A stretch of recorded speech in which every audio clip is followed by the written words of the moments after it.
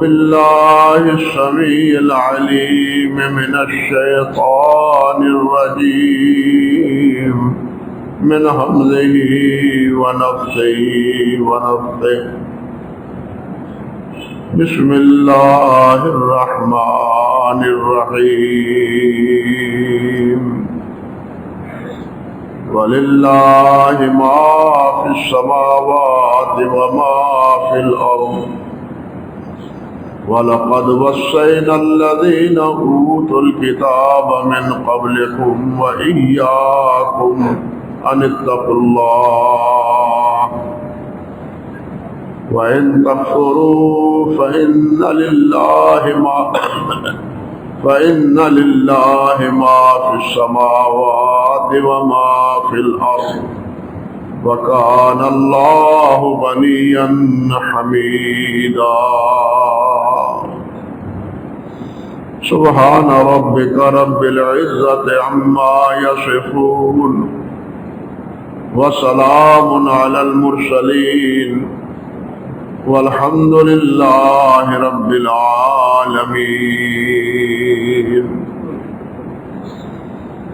محترم معزز سامعین کرام، عزت مآب میری بہنوں اور بیٹیوں، اللہ سبحانہ و تعالی نے اور اللہ کے پیارے پیغمبر حضرت محمد رسول اللہ صلی اللہ علیہ وسلم نے جتنے بھی احکام دیے ہیں، ان تمام احکام کا ایک ہی مقصد ہے، اور وہ مقصد یہ ہے کہ ہمارا تعلق اللہ کے ساتھ وابستہ ہو جائے، اللہ کے ساتھ جڑ جائے، ہم اللہ کے بندے بن جائیں، شیطان کے بندے نہ بنیں، اللہ اور اللہ کے رسول صلی اللہ علیہ وسلم کے اطاعت گزار اور فرمانبردار بن جائیں۔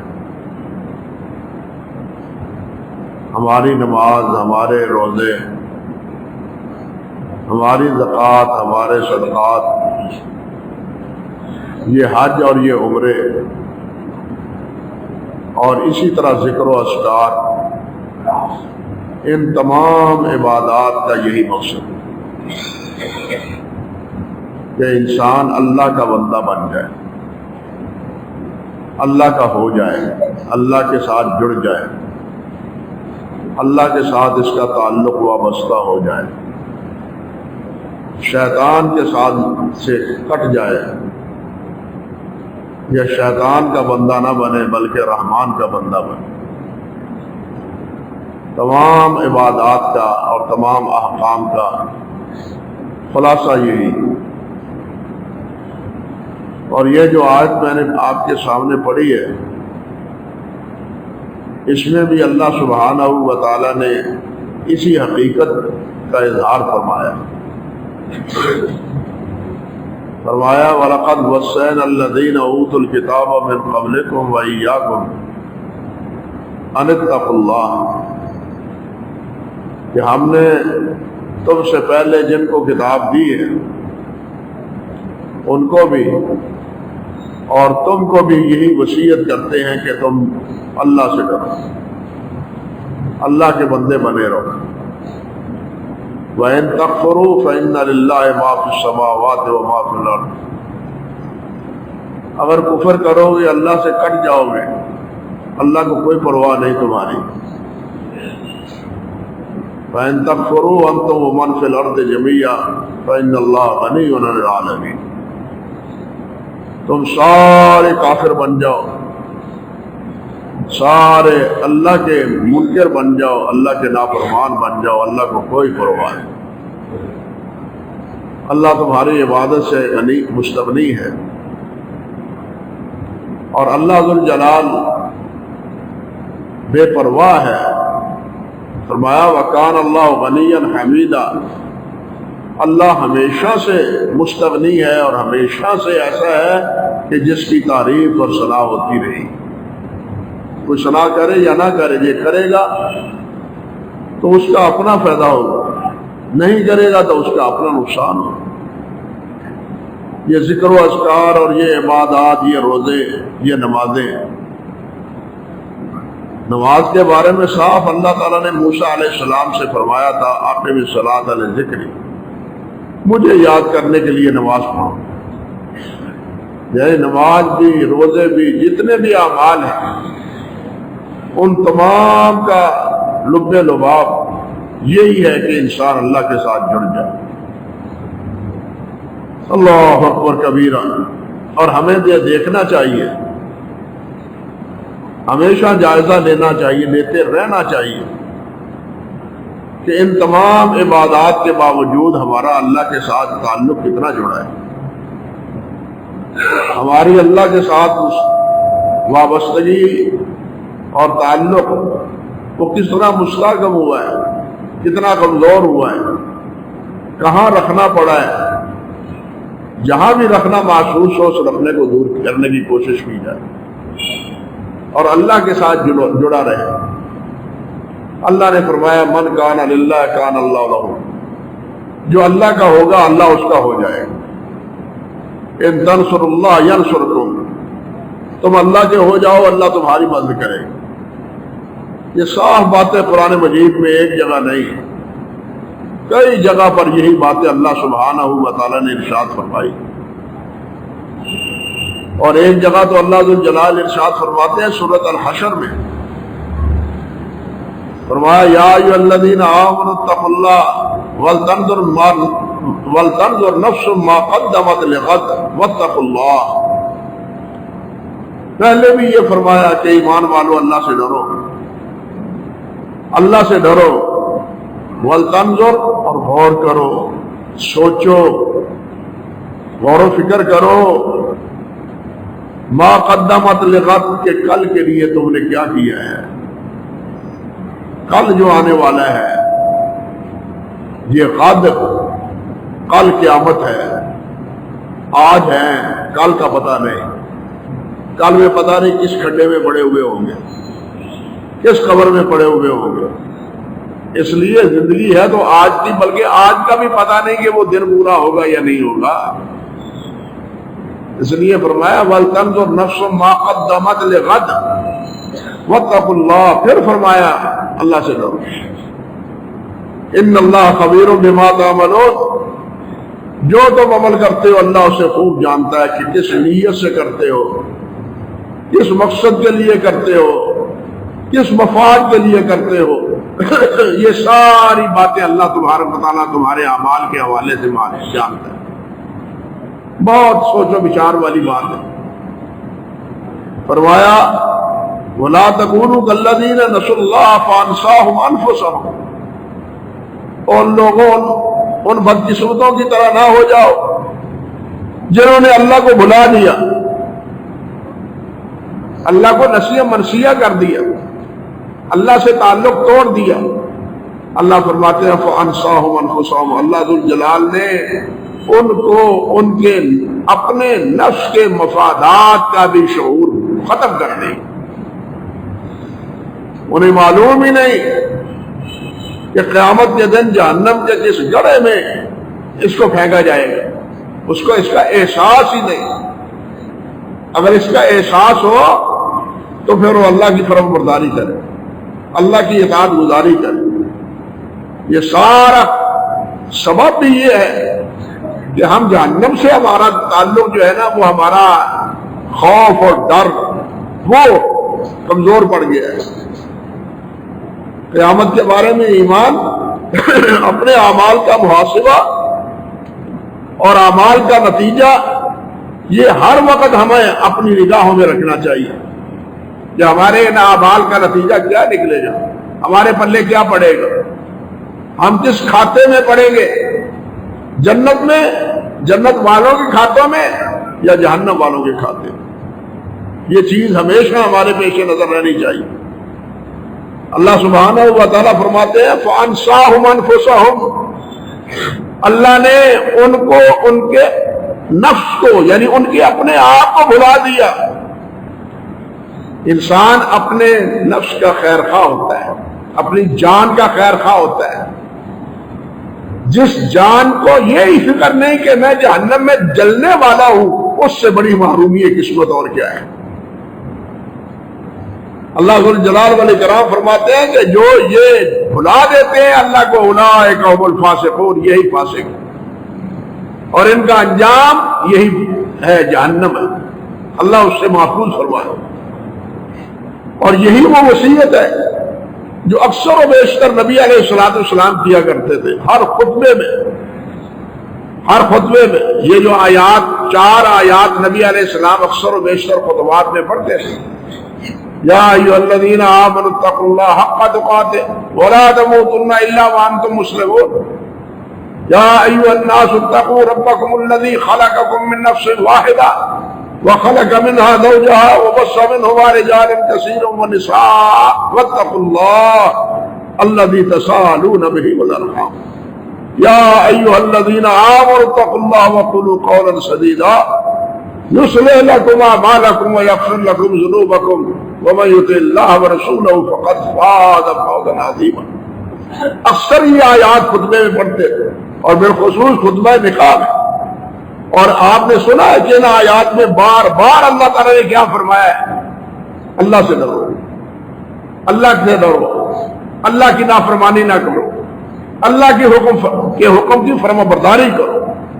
یہی حکم اللہ ذو الجلال نے پہلی امتوں کو بھی دیا اور یہی حکم اللہ سبحانہ و تعالیٰ نے اس امت کو دیا. شیخ الاسلام ابن تیمیہ رحمۃ اللہ علیہ کے بارے میں ایک جگہ میں نے پڑھا تھا کہ ان کے شاگرد ان سے آخری بار اجازت لینے کے بعد جانے کے لیے جب نکلے تو کہنے لگے، حضرت حضور جناب شیخ محترم مجھے کوئی وصیت کیجیے. شاگرد استاد لائق شاگرد جاتے ہوئے کہتا ہے کہ مجھے وصیت کیجیے. انہوں نے جواب کیا فرمایا؟ فرمانے لگے میں تمہیں وہی وصیت کرتا ہوں جو اللہ ذو الجلال والاکرام نے پہلوں اور پچھلوں کے لیے وصیت کی. اگر اس سے بہتر کوئی اور وصیت ہوتی تو میں وہ وصیت تمہیں کرتا. اور اللہ ذو الجلال بھی وہ وصیت سب کو کرتے. سب کو اللہ ذو الجلال نے یہی وصیت کی ہے، پہلے اہل کتاب کو بھی، پہلی امتوں کو بھی، اور نبی کریم صلی اللہ علیہ وسلم کی امت کو کہ اتقوا اللہ. اور حدیث میں آتا ہے کہ جب بھی آپ خطبہ ارشاد فرماتے ہیں یا ایھا الناس اتقوا اللہ، سب سے پہلے یہ فرماتے ہیں لوگوں اللہ سے ڈرو. جب کسی ساتھی کو روانہ کرتے دعوت و تبلیغ کے لیے معلم بنا کے، تو ان کو روانہ کرتے ہوئے بھی نبی علیہ السلام اسی بات کی وصیت کرتے کہ اللہ سے ڈرتے رہو. حضرت معاذ ان کو یمن کا بنایا تھا، گورنر نگران بنایا تھا. اللہ اکبر. حضرت معاذ بڑے ہی جلیل القدر صحابی ہیں. نبی علیہ السلام نے فرمایا استقرأ القرآن من 4، 4 افراد سے قرآن مجید پڑھو. عبداللہ ابن مسعود، سالم مولا ابی حذیفہ، ابی ابن کعب، معاذ ابن جبل. فرمایا ان 4 سے اپنے قرآن مجید کی تعلیم حاصل کرو. یہ معاذ رضی اللہ تعالی عنہ، حضرت عمر فاروق رضی اللہ تعالی عنہ فرمایا کرتے تھے فقیہ ھذہ الامہ، اس امت کے فقیہ. اور ایک مرحلے پر تو انہوں نے فرمایا تھا لولا معاذ لہلک عمر.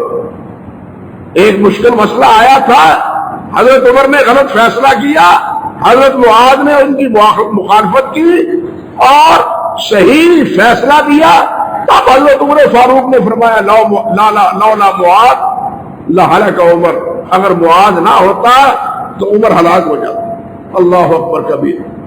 عالمکم بالحلال والحرام معاذ بن جبل. جامع ترمذی کی صحیح روایت کہ تم میں سے حلال و حرام کو سب سے زیادہ جاننے والے معاذ بن جبل رضی اللہ تعالی عنہ. یہ خزرجی ہیں، انصاری ہیں، بیعت عقبہ میں شامل ہوئے، بدر سے لے کے تمام غزوات میں شریک ہوتے رہے اور بہت جلیل القدر ہے. حضرت معاذ فرماتے ہیں رضی اللہ تعالی عنہ اخذ رسول اللہ صلی اللہ علیہ وسلم یوما بیدہ. نبی علیہ السلام نے ایک دن میرا ہاتھ تھاما، میرا ہاتھ پکڑا، ثم قال یا معاذ، پھر فرمایا ہے معاذ انی لاحبک، میں تم سے محبت کرتا ہوں۔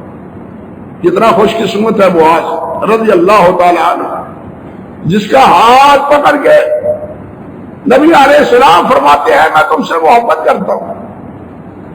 سارے یہ دعائیں کرتے ہیں کہ یا اللہ ہمارے دل میں اپنی اور اپنے حبیب کی محبت پیدا کر، اللہم انی اسألک حبک وحب من یحبک وحب عمل یقربنی الی حبک۔ یہ نبی علیہ السلام کی دعا ہے، یا اللہ مجھے اپنا محبوب بنا لے، یا اللہ وہ عمل کرنے کی توفیق عطا فرما جو عمل تیری محبوبیت کا سبب بنتا ہے۔ اللہ اکبر کبیرہ۔ تو حضرت معاذ کا ہاتھ پکڑ کے نبی علیہ السلام نے فرمایا یا معاذ انی لاحبک، میں تیرے ساتھ محبت کرتا ہوں۔ حضرت معاذ کہتے ہیں فقال معاذ بأبی انت و امی یا رسول اللہ انا واللہ احبک۔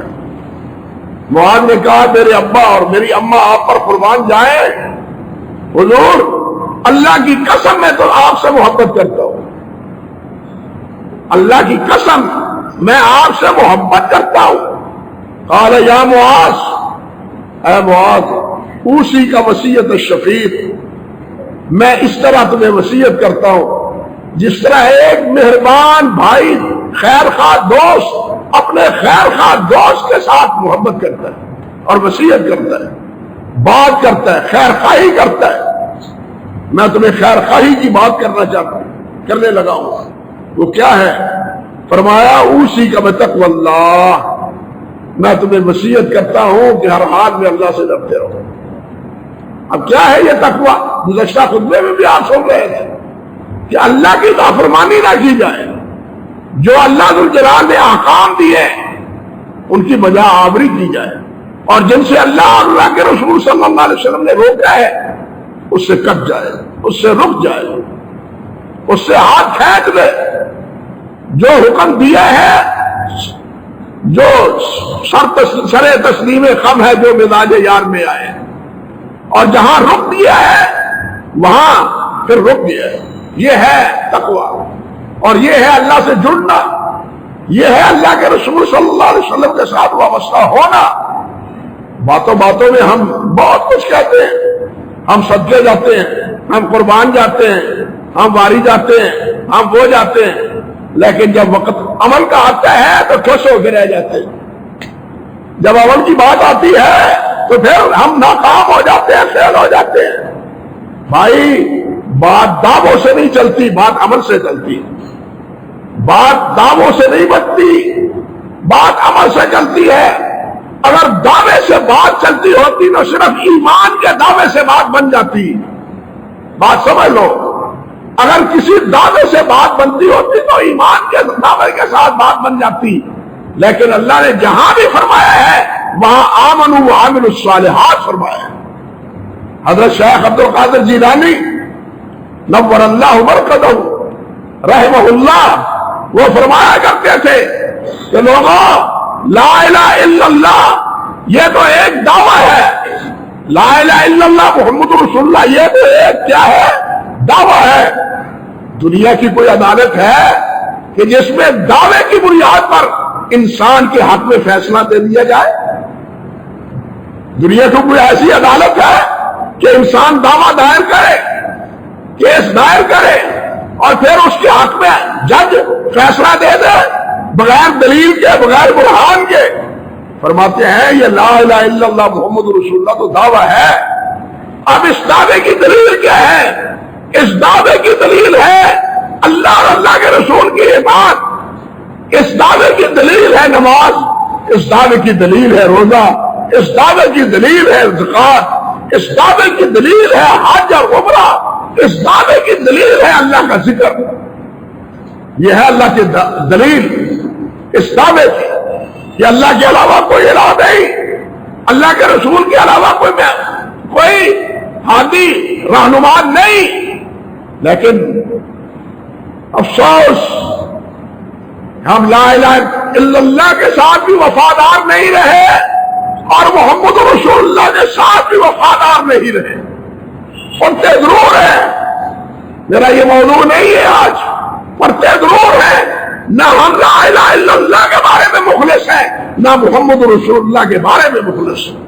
ہم نے اللہ کے رسول کو چھوڑ کے بہت سے اپنے ہادی اور رہنما بنا لیے جو نماز تک نہیں پڑھتے، اور بہت سے ان لوگوں ان کی پوجا، ان کی پرست شروع کر دی جو خود مخلوق ہے اور اس دنیا میں اپنے ہاتھوں سے قبر کے نیچے دبا کے آتے ہیں. اللہ اکبر. ہمارا حال تو یہ، پھر اس دعوے کا کیا فائدہ؟ اس لیے دعویٰ خالی نجات کا باعث نہیں ہے، دعوے نہیں سنے جاتے، سنی دلیل جاتی ہے کہ دلیل ہے دعوے کے مطابق یا نہیں. اگر دلیل ہے تو پھر وہ دعویٰ قابل سماعت ہے اور نتیجہ خیز ہے. اگر دلیل نہیں ہے تو پھر خالی دعویٰ وہ قابل قبول نہیں ہے. اللہ اکبر کبیرہ. تو عرض کر رہا تھا کہ حضرت معاذ کو بھی یہی وصیت تھی، اور ایک جگہ اللہ سبحانہ و تعالیٰ فرماتے ہیں من یتق اللہ یجعل لہ مخرجا ویرزقہ من حیث لا یحتسب. اللہ اکبر کبیرہ. ہم سمجھتے ہیں کہ صبح سے لے کے شام تک بیل کولو کے بیل کی طرح جتے رہے، پھر جا کے رزق ملتا ہے. رزق تب ملتا ہے جب ڈیوٹی دیں، دکان پر 12-14 گھنٹے صرف کریں. ہمارا ذہن اس بات پر رکھا ہوا ہے اور ہم اس پر عمل کرتے رہے ہیں. لیکن میرا اللہ کیا کہتا ہے؟ اللہ فرماتا ہے من یتق اللہ، جو اللہ سے ڈر جاتا ہے، فرمایا یجعل لہ مخرجا، اللہ اس کے لیے مشائل، مشکلات، مصائب، آلام، ان سے نکلنے کی کوئی نہ کوئی راہ بنا دیتے ہیں. فرمایا میں ان کے لیے کوئی نہ کوئی جو مصائب ہے، جو آلام ہے، جو مشکلات ہے، جو فتنے ہیں، ان سے نکلنے کی راہ بنا دیتے ہیں. آج کل ہم فتنوں میں الجھے ہوئے ہیں یا نہیں؟ یہ عالمی جنگ کے نتیجے میں پاکستان بھی، عالم اسلام بھی ایک فتنے میں مبتلا ہے. اس فتنے سے نکلنے کا ذریعہ کیا ہے؟ اس فتنے سے نکلنے کا ذریعہ یہ ہے کہ انسان اللہ کے ساتھ رابطہ قائم کرے. فرمایا من یتق اللہ یجعل لہ مخرجا، اللہ اس کے لیے کوئی راہ پیدا کر دیتے ہیں جو اللہ کا فرمانبردار بن جاتا ہے. فرمایا وَيَرْزُقْهُ مِنْ حَيْثُ لَا يَحْتَسِبُ، اور اللہ وہاں سے اسے رزق دیتے ہیں جہاں اس کا گمان بھی نہیں ہوتا. رزق بھی اللہ دیتے ہیں، مصائب بھی اللہ دور کرتے ہیں. وَمَن يَتَوَكَّلْ عَلَى اللَّهِ فَهُوَ حَسْبُهُ، جو اللہ پر بھروسہ کرتا ہے اللہ اس کے لیے کافی ہے. امارات نے بھروسہ کیا امریکہ پر، امریکہ نے کچھ سنبھالا دیا؟ کوئی سنبھالا ان کا؟ کوئی دفاع کیا ان کا؟ بالکل نہیں. اللہ فرماتے ہیں من یتوکل علی اللہ، جو اللہ پر بھروسہ کرے اللہ اس کا مددگار ہے. ہمارا توکل اللہ پر نہیں ہے، ہمارا تعلق اسلحہ پر ہے، ہمارا تعلق امریکہ پر ہے، یورپ پر ہے، مال و دولت پر ہے. مال و دولت سے فتح نہیں ہوتی. اللہ کی قسم اگر مال و دولت سے فتح نصیب ہوتی تو کیسر اور کسرا کبھی مفتون نہ ہوتے. بات سمجھے یا نہیں سمجھے؟ کیسر اور کسرا کبھی مفتون نہ ہوتے. اللہ اکبر کبیرہ. میں کیا عرض کروں، بڑے اختصار سے عرض ہے. سورہ یوسف پڑھیے. حضرت یوسف علیہ السلام اپنی زندگی کا نچوڑ، زندگی کا خلاصہ وہ بھائیوں کے سامنے پیش کرتے ہیں. بھائی آتے ہیں، حضرت یوسف علیہ السلام پوچھتے ہیں حال علیکم ما فعلتم بیوسف آخی، تمہیں پتہ ہے تم یوسف اور یوسف کے بھائی کے ساتھ کیا کرتے رہے ہو؟ ہائے ہائے ہائے، یوسف کے ساتھ کیا کچھ کیا تم نے، اور بھائی کو چور بنایا تم نے بدبختو. حال علم تو ما فعلتم بیوسف واخیہ، کیا کچھ کیا ہے یوسف کے ساتھ اور اس کے بھائی کے ساتھ؟ وہ ندامت سے سر جھکائے ہوئے کہتے ہیں انت یوسف، انت یوسف، آپ یوسف ہیں، آپ یوسف ہیں؟ قال انا یوسف ھذا اخی، ہاں میں یوسف ہوں اور یہ میرا بھائی ہے بنیامین، یہ میرا بھائی ہے۔ اگلی بات ہے قد من اللہ علینا، ہمارے اوپر اللہ کا احسان ہے، اور یہ احسان کیوں ہے؟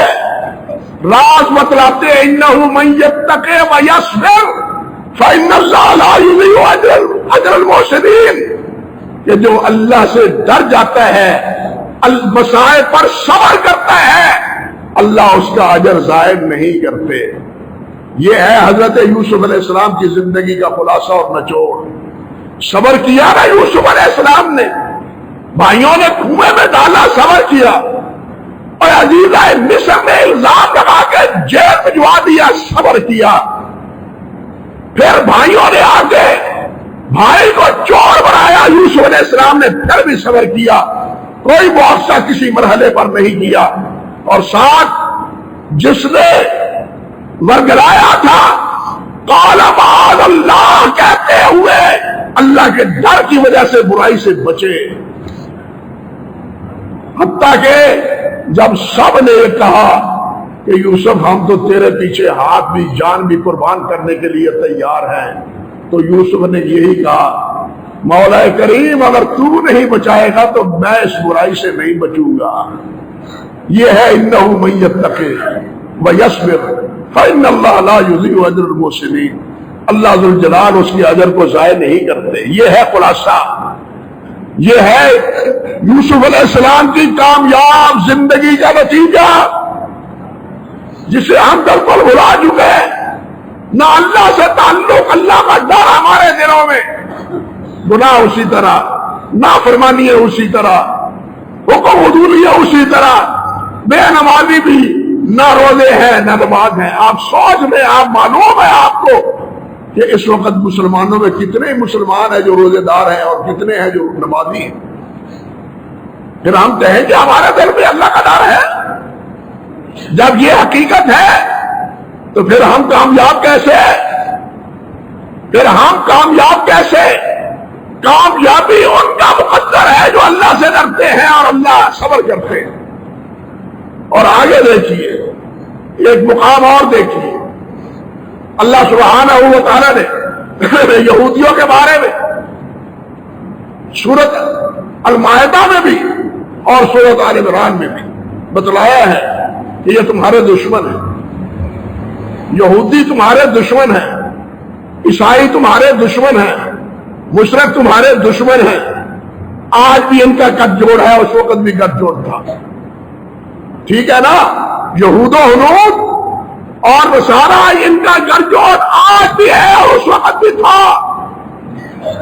اور اللہ ذوالجلال فرماتے ہیں، ایک ہی بات عرض کرتا ہوں، فرمایا ان تمسسکم حسنۃ تسؤہم وان تصبکم سیئۃ یفرحوا بها۔ ان کی عداوت کا، ان کی دشمنی کا عالم یہ ہے، اگر تمہیں کوئی نفع پہنچے، خیر پہنچے، کامیابی پہنچے تو ان کے سینے جل جاتے ہیں، ان کو تکلیف ہوتی ہے کہ ان کا بھلا کیوں ہوا، ان کو یہ کامیابی کیوں ملی، ان کو یہ عزت کیوں ملی، ان کو ایٹم بنانے کی طاقت کی سے میسر آ گئی ہے، ہمارے بڑا یہ ایٹمی بم بنا چکے، تو سوہم ان کو بڑی تکلیف پہنچتی ہے جب تمہارے پاس کوئی خیر پہنچتی ہے۔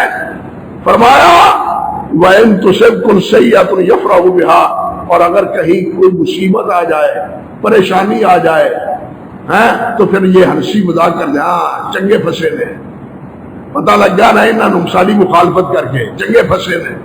فرماتے ہیں اللہ ذوالجلال کہ یفرحوا، وہ خوش ہوتے ہیں پھر، اور دوست وہ ہوتا ہے جو دوست کی پریشانی میں خود پریشان ہو، جو دوست کی پریشانی میں خوش ہو وہ کبھی دوست نہیں ہوتا۔ یہ ایک معیار ہے دنیا کا، اور یہی معیار اللہ ذوالجلال نے اس آیت مبارکہ میں بتلایا ہے۔ وہ کیا بھائی خواہ ہے کہ میں مصیبت میں مبتلا ہوں اور دوستی کا دم بھرنے والا وہ خوشی منا رہا ہے؟ میں مصیبت میں مبتلا ہوں، کیسا دوست ہے وہ دوست نہیں دشمن ہے، اور تم کچھ نہیں کر سکتے، اللہ سے دعا تو کر سکتے ہو اس کے بارے میں، لیکن ہم تو اس سے بھی گئے گزرے ہیں۔ اللہ فرماتے ہیں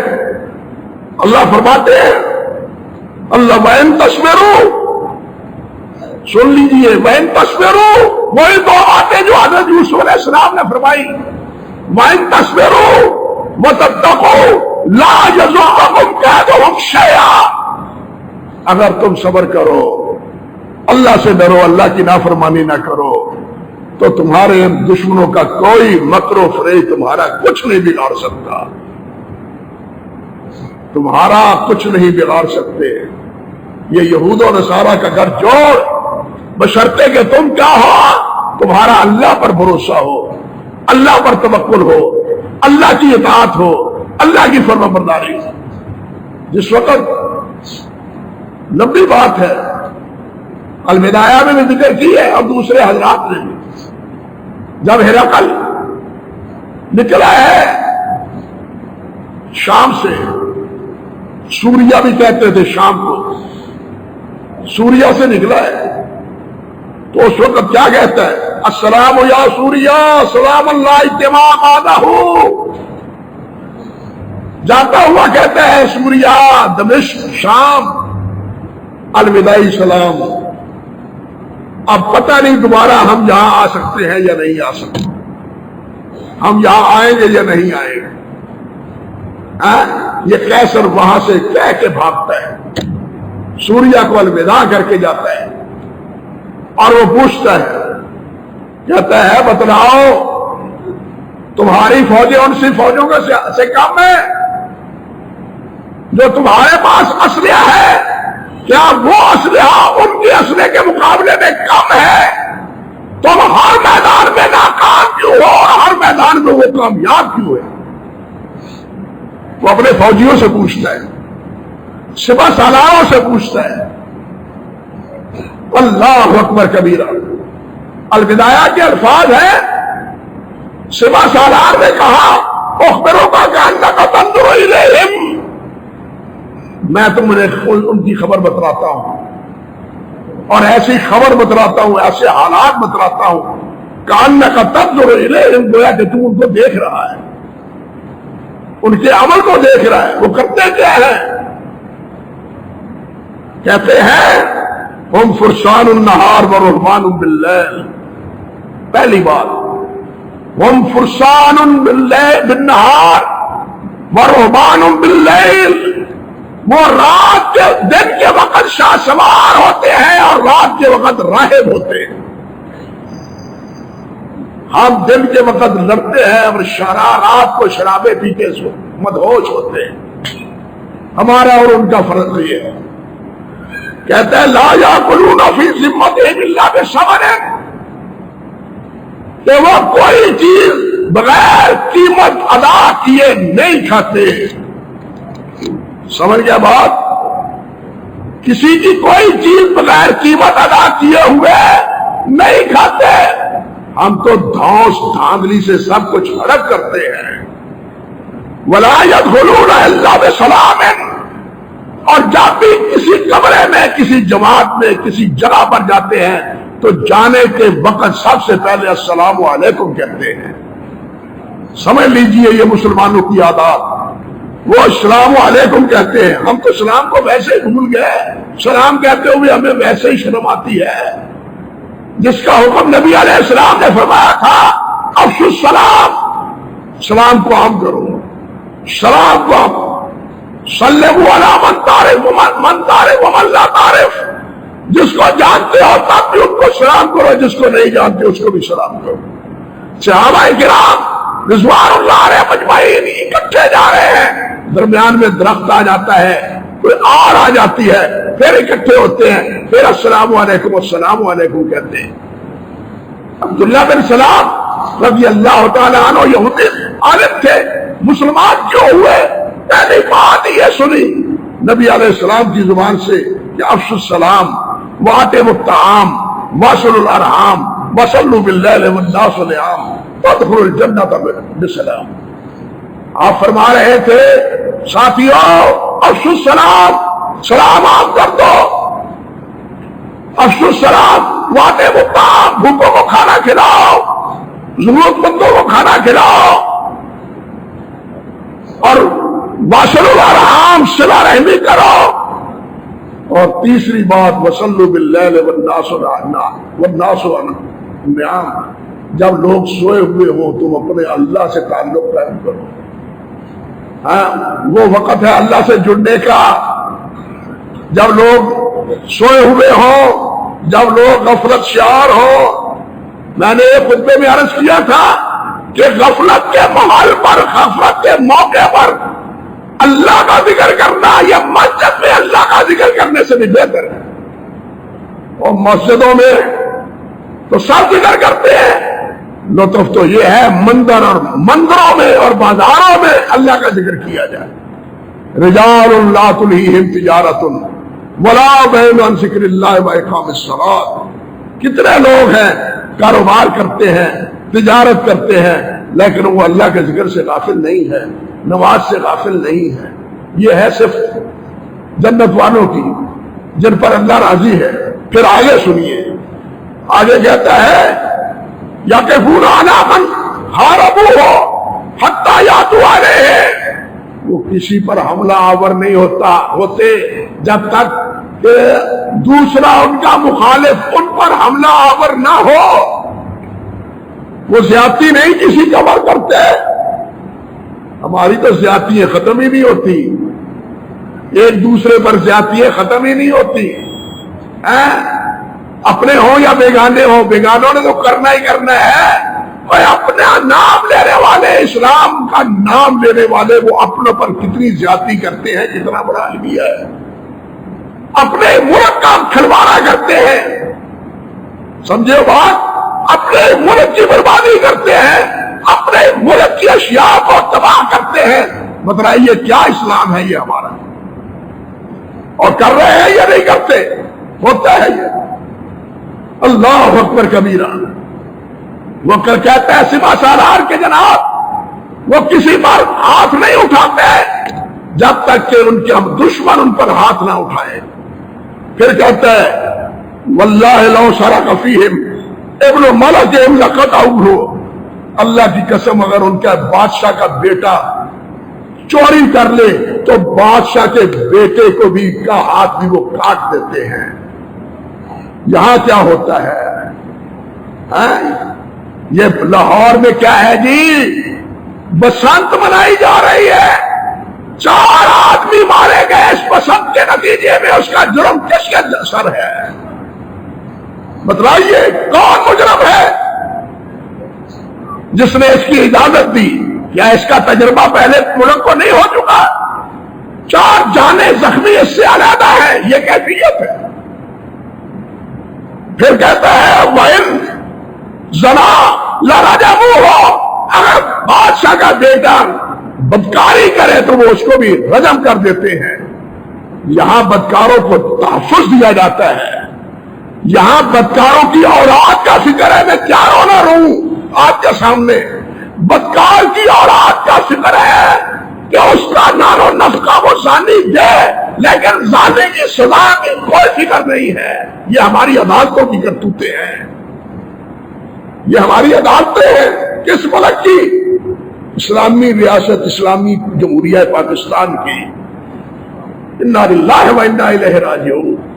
پھر وہ کہتا ہے یوفون بالعہد، جو وعدہ کرتے ہیں پورا کرتے ہیں. وہ یامرون بالمعروف وینہون عن المنکر، وہ معروف کا حکم دیتے ہیں، منکرات سے روکتے ہیں. جب یہ بات کیسر نے سنی، کہنے لگا یہ باتیں ہیں تو پھر وہ میرے اس جہاں میں بیٹھا ہوں اس تخت کے مالک وہ ضرور بنیں گے، وہ اس تخت کے مالک ضرور بنیں گے.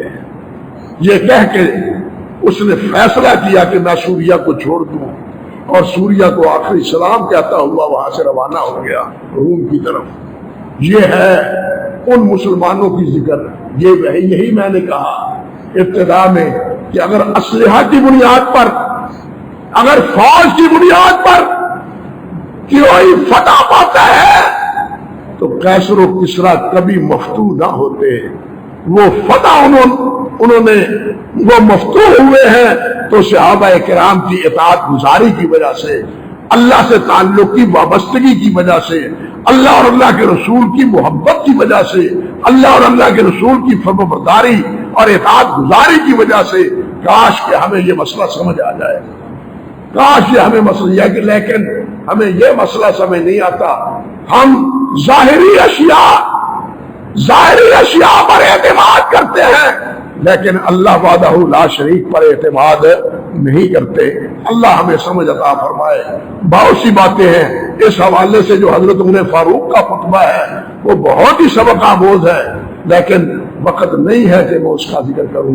اللہ ہمیں اپنا بندہ بنائے، اپنا اطاعت گزار بنائے، اپنا فرما بردار بنائے. اللہ ہمیں شیطان کے پھندوں سے بچائے، شیطان کی گمراہیوں سے بچائے. اللہ اپنے حبیب کا فرمانبردار اور اطاعت گزار بنائے. وآخر دعوانا ان الحمدللہ.